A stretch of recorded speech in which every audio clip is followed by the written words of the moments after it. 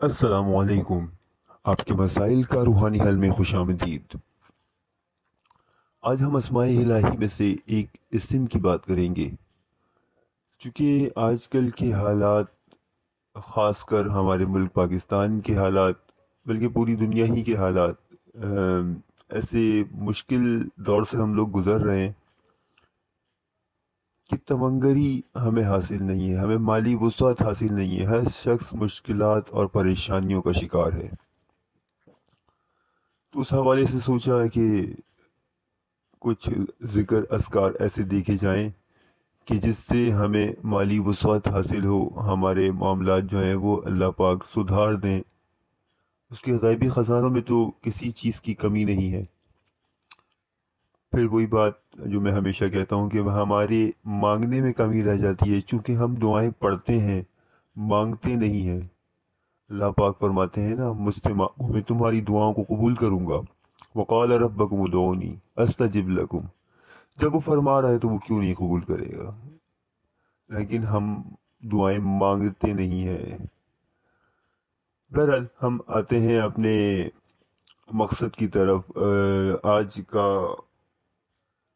جو ہم اسماء الہی آپ کے ساتھ شیئر کرنے جا رہے ہیں، اس کی ترکیب، اس کے پڑھنے کی ترتیب کوئی خاص نہیں ہے۔ چلتے پھرتے وضو ہو یا آپ بے وضو ہو، ہر وقت اس کو پڑھتے رہیں۔ کوئی حد، کوئی تعداد مقرر نہیں ہے، لیکن یہ ہے کہ کم از کم 313 سے زائد بار پڑھا جائے۔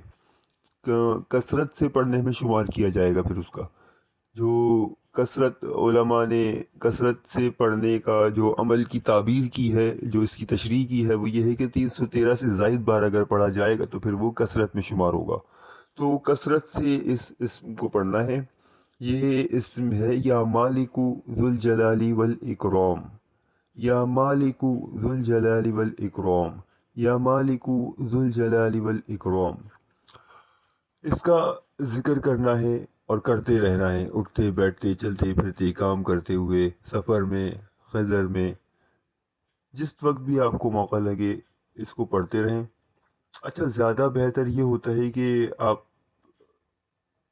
ایک وقت مقرر کر کے اور جگہ مقرر کر کے اول آخر درود شریف کے ساتھ کچھ مخصوص کرنے تعداد کہ میں نے اتنی تعداد جو ہے وہ اس وقت میں پڑھنی ہے۔ اس کے علاوہ پھر آپ جو بھی آسانی سے ہو سکے چلتے پھرتے اٹھتے بیٹھتے وہ آپ پڑھ لیا کریں۔ تو اس اسم کے بارے میں مشائخ نے لکھا ہے کہ فقیر کو مالدار بنا دینا اس اسم کا ایک ادنا کرشمہ ہے۔ بے شک اللہ تعالیٰ کے اسماء میں، اللہ تعالیٰ کے کلام میں کتنی برکت ہے، ہم تو اس کا اندازہ بھی نہیں لگا سکتے۔ بس دعاؤں کی درخواست ہے آپ سب سے، اللہ رب العزت ہم سب کی مشکلات آسان فرمائے۔ وآخر دعوانا الحمد للہ رب العالمین۔ السلام علیکم۔